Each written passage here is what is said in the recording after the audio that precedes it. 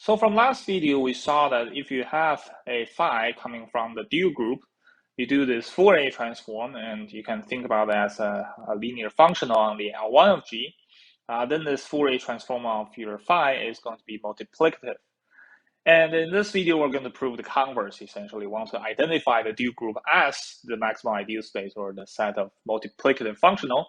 So I need to prove the other direction. So essentially, if I start with a big phi, let's call it big phi, coming from the maximum ideal space. Okay, so it's multiplicative linear function on the L1 of G. Then I want to show that this big phi has to come from some little phi, okay, the Fourier transform of some little phi, okay, so that's the main goal of this video, okay. So here is the proof. So first of all, let's just remind you the following. So because I have this kind of representation, the L1 space, the dual space, is basically isomorphic to the L infinity space, okay, and the phi is being a multiplicative linear functional, so it is a linear functional. All right, so it has to be in the form of integrating your function against some L infinity function. Okay, so immediately you know that there exists some little phi coming from the L infinity of G, where the big phi of f is given by the integral of f against your phi. Okay, phi dx. Okay. So that's just coming from basic functional analysis. All right, so essentially the goal is to show that this little phi here is a homomorphism from G to the unit circle. Okay, so that's what we're going to show. All right, so to show that, well, first of all, we only have one condition, that this phi is multiplicative. Okay, so this phi, the actual condition from the linear function is that it's multiplicative. So I have a phi of f convolute with G that's going to be equals to the phi f times phi of G. Okay, so that's what we know. And let's do the following. So let's expand two sides. On the right-hand side, let's do the following. Let's expand the phi of G first. Okay, so this is going to be the phi of f. And I times the integral of the gx phi of x dx, and let's just put the phi of f inside the integral. So let's pretend it's a constant. So this is g of x multiplied by phi f phi of x, okay, and then dx. Okay, so that's the right hand side. And what happens on the left hand side? So let's take a look. Okay, so by definition, so this is going to be the integral of the convolution. So I have convolute with g, let's say of a y, and then you integrate phi of y dy. Okay, and what you can do is that now you expand the convolution. So this is going to be equals to the integral. The inner one becomes the integrate, let's say f of yx inverse. I have a g of x and then dx. Okay, so that's the convolution, evaluate at y. And then I have a phi y dy outside. Okay, so that's what we have. And the good thing is that now I can pick out this little g of x here. Okay, so let's pick out the g of x. So I can do the change of integration. So let's do the integral dx. So let's take out the g of x. Okay. And then now I have the integral of the f of y x inverse or x inverse y, doesn't really matter. Okay, and then I have a little phi of y, okay, dy. Okay, so this is what we have. And you may notice here again, because everything is abelian, so this yx inverse and x inverse y, there doesn't really matter. Let's just pretend it's x inverse on the left, so x inverse y. And another way of writing this is that you can rewrite this, pretend this is the left translation of your f by x, and you evaluate that function on y, okay? So, and because this integral now becomes the integrate this left translation of f against your this L infinity function, little phi, this by definition is the big phi of the left translation of f. Okay, so that's essentially what it is. And as you may notice that now you're integrating something, okay? So let's label out the G here. So Gx is here. And you're integrating on one side, you integrate phi f phi x. On the other side, you have a big phi left translation of f, okay? Because your G here is kind of arbitrary, it's any L1 function is going to hold. Well, it only means that these two things has to be the same, okay? So you have to integrate against the same thing to get the same integral. So in conclusion, what we have is that I have these phi f, little phi of x, that's going to always equals to big phi of left translation of f. Okay, so whenever I want to left translate my f, if I apply to this functional, I just need to compensate by multiplying this little phi of x.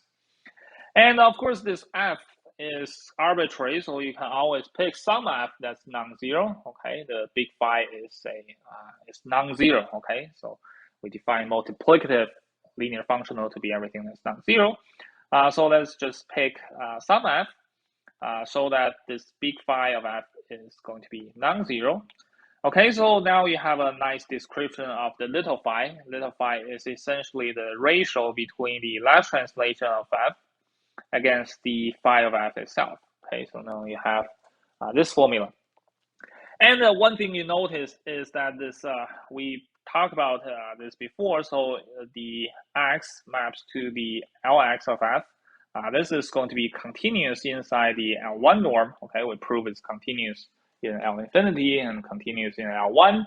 Okay, so in here is continuous in L1. The big phi of f is the big phi is a continuous linear functional. So the top is certainly continuous, dividing some constant on bottom that doesn't really depend on x.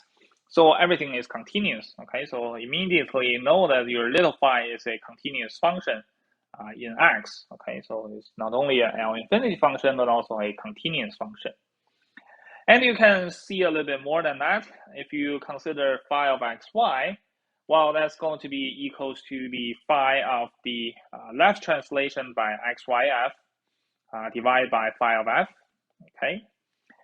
And what you can see is, well, left translation by xy is essentially translate by y first, and then you translate by x, okay? So this is essentially this, you can convince yourself on the top, that's equals to phi x, phi of ly of f, okay? You translate pretend the ly of f is one thing, and then you translate by x again.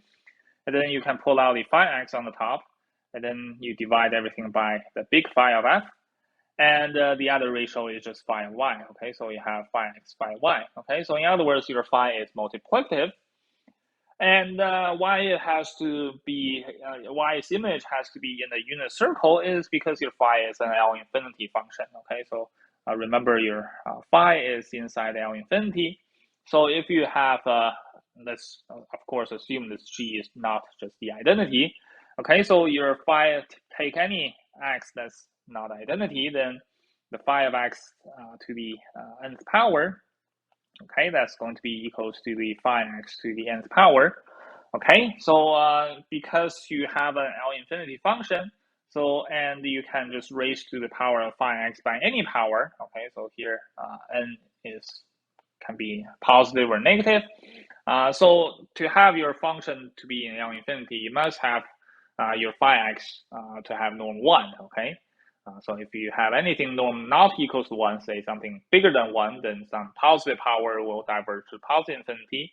If you have something that's less than 1, your negative power will diverge. So in any case, that concludes that your phi x, the norm has to be equals to 1. Okay, that's your only chance. Okay, so in other words, you have a continuous map that takes the norm of this phi x is always 1. So this phi maps G into the unit circle, and your phi is continuous. Okay, so in other words, that's why you just integrated this inside the G hat. Okay, so your big phi is integrating against this phi. Okay, so last time when I defined the Fourier transform, I put the phi hat to be integrate against the phi bar. Okay, so now in here you're integrating against phi, but it's very simple to see that this is essentially this is the Fourier transform of phi inverse. Okay, so in any case, this big phi is a Fourier transform of some character on your group. Okay. All right, so let's finish this proposition. So as an immediate corollary, so what we can now identify this g hat is essentially just the same as the L1 of g, the multiplicative linear functional on the L1 of g, or the maximal ideal space. So in particular, we treat it as living inside the dual space of the L1 of g. Okay, so L1 of g dual, which is just you can think about it as L infinity of g. All right, so it certainly has a weak star topology coming from this as a dual space. All right, so now we not only have a character group, okay, we have this g hat is a group. We now know is going to have a topology coming from the weak star topology.